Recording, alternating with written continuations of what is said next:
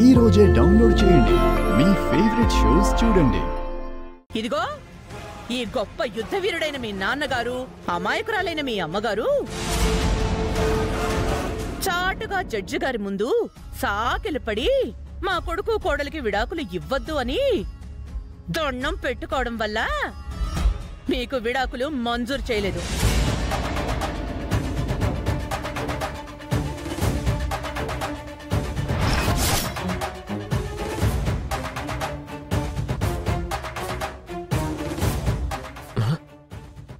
నిజమా నాన్న? నాన్న, మాకు డివోర్స్ ఇవ్వద్దని మీరు జడ్జి గారిని రిక్వెస్ట్ చేశారా? నాన్న, ఎవరి ముందు తల వంచని మీరు మా కోసం జడ్జి గారిని వేడుకున్నారా? నాన్న, నాన్న, చాలా థ్యాంక్స్ నాన్న, చాలా థ్యాంక్స్ అమ్మా, చాలా థ్యాంక్స్ అమ్మా.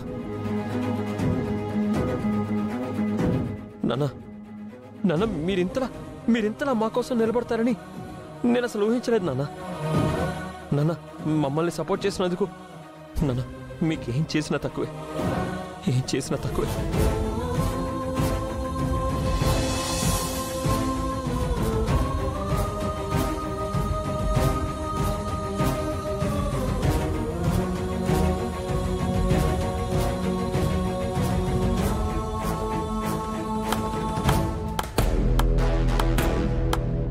ఇంకా ఆపుతారా మీ డ్రామాలు?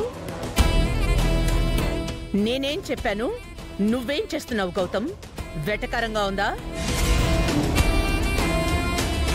కోర్టులో నువ్వు చేసిన తప్పే మీ అమ్మా నాన్న కూడా చేశారని చెప్తుంటే వాళ్ళకి థ్యాంక్స్ చెప్తున్నావు. మా కొడుకు తప్పు చేసి ఉండొచ్చు యామిని, కానీ మేం చేసింది ఒప్పే. ఏంటా ఒప్పు? చట్టపరంగా రావాల్సిన విడాకుల్ని చాటుగా ఆపడమా? ఇంకేం చేయమంటావు? వీడు అదితిని ప్రేమించి అహల్యని పెళ్లి చేసుకుని వచ్చి తప్పు చేశాడు. అదితికి తీరని ద్రోహమే చేశాడు. అది తప్పే. మమ్మల్ని చేయమంటావు? గౌతమ్తో అహల్యకి విడాకులు ఇప్పించి అదితితో పెళ్లి చేయించి అహల్య గొంతు కోయమంటావా?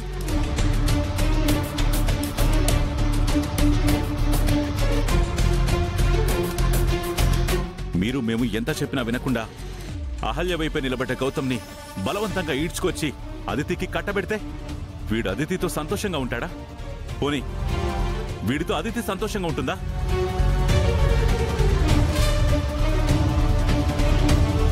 ఇచ్చే విడాకుల వల్ల ఒరిగేదేముంది? వీళ్ళ ముగ్గురు జీవితాలు నాశనం అవడం తప్ప.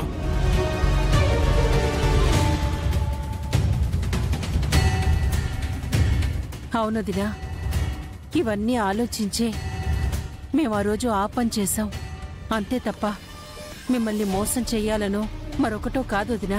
ఓ, చేసిన తప్పుని బాగానే సమర్థించుకుంటున్నావే, బాగుంది. చూసారా మీ కొడుకు కోడలు ఏ రేంజ్ లో నటిస్తున్నారు?